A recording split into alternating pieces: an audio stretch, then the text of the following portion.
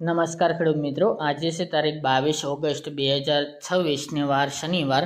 આજે મિત્રો આપણે થરાદ માર્કેટ યાર્ડના તાજા બજાર ભાવ જાણીશું। આજે પણ જીરુમાં એવરેજ બજાર ટકેલી 4000 આસપાસ જોવા મળી રહી છે। તેની સાથે એરંડામાં સતત તેજી સાથે 1400 પ્લસ વેપાર જોવા મળી રહ્યો છે। ચીકુડી રચકામાં પણ મિત્રો સારી એવી આ વર્ષ દરમિયાન તેજી સાથે વેપાર જોવા મળી રહ્યા છે। બાકીના જણસીના ભાવ સ્થિર તેમજ ઘટાડા સાથે જોવા મળી રહ્યા છે। આ મુજબ જીરુના ભાવ પણ ટકેલા જોવા મળશે, હમણાં સુધારાવાની સંભાવના નથી। તો ચાલો મિત્રો આપણે જાણી લઈએ કે આજે રાયડો, જીરુ અને અજમાના ભાવ શું ચાલી રહ્યા હતા।